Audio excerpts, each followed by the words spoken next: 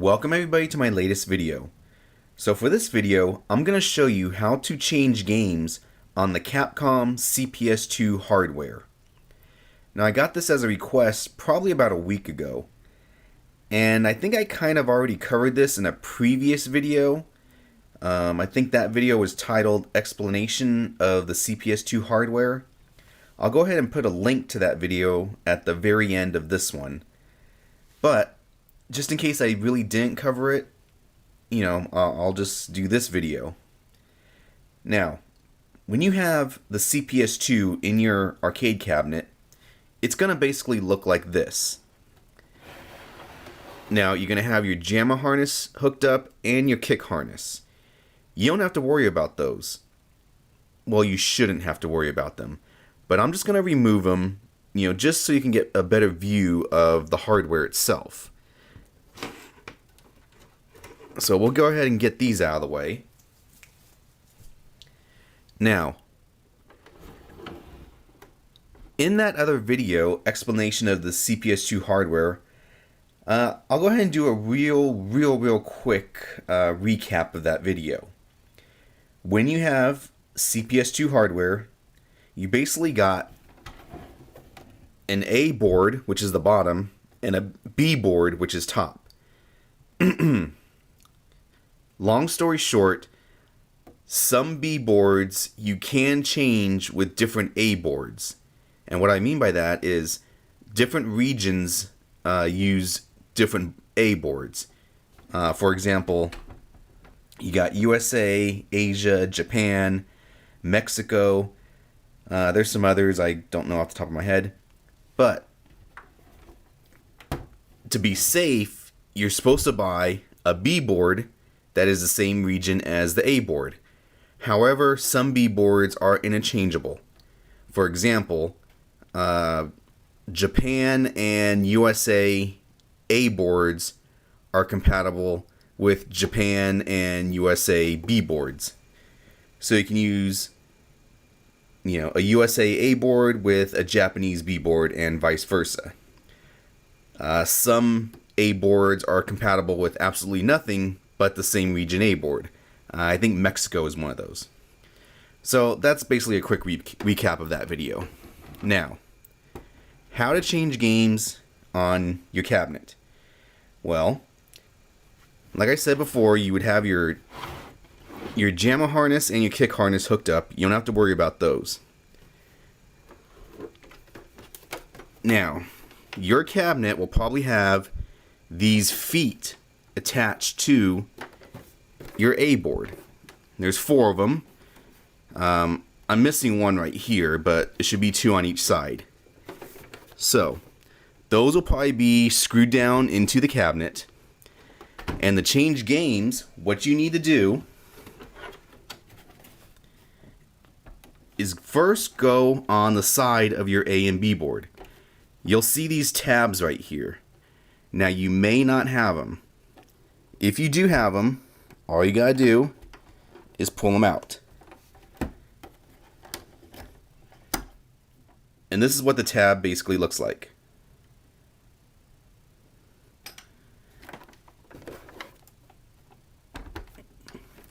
There's one on each side, you just pull them out.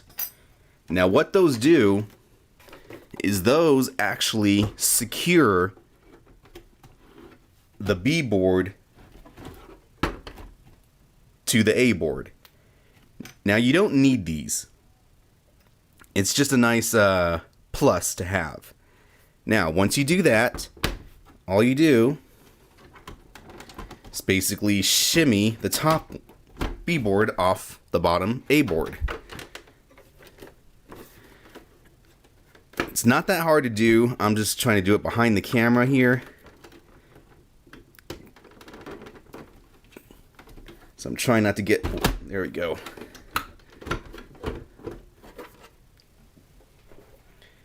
And that's it. Now, this is what your A board looks like.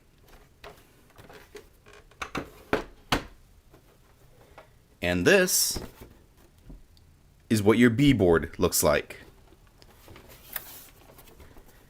Now, as you can see, you got these 4 slots right here. 1, 2, 3, 4. And those fit 1, 2, 3, 4.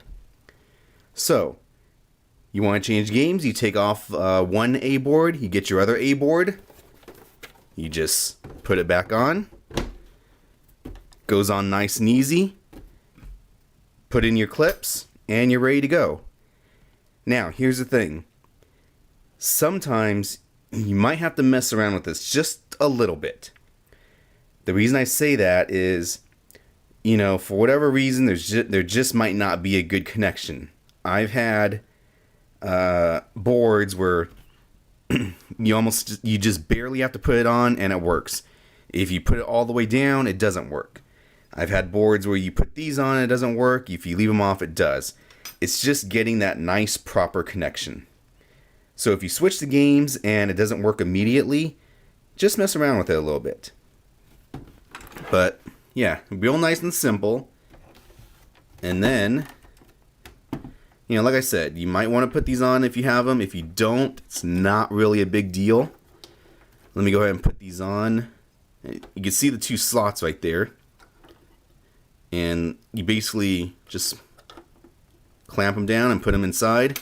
Let me do that right now.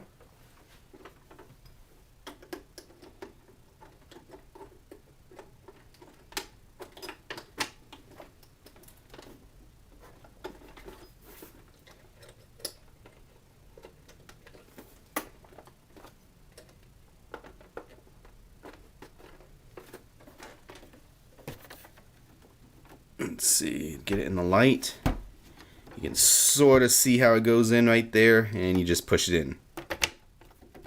I'll do the other one. It's much easier to do it behind the camera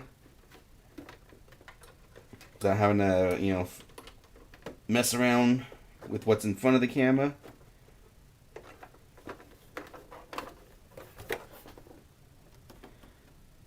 Let's see.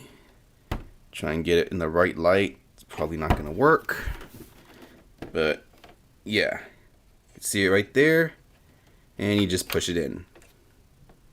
So that's it. That's all you need to do when changing games on the CPS2 hardware. Now, of course, if you're into arcades and you've been into arcades, this video probably isn't for you. You know, like most of my videos, this is just for the noobs.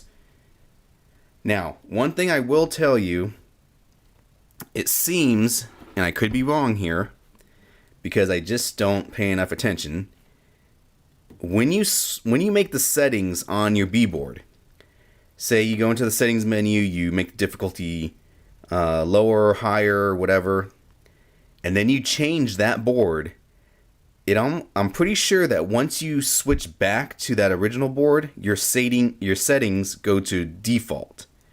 I could be wrong on that, but that's just something, you know, you might have to mess around with, which of course you don't need to worry about because you just go into your settings button right here. So there you are, nice and simple. Capcom CPS2 hardware. I think it's one of the best arcade hardwares out there.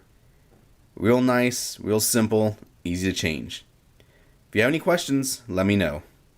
Until next time. That's it, man. Game over, man. It's game over.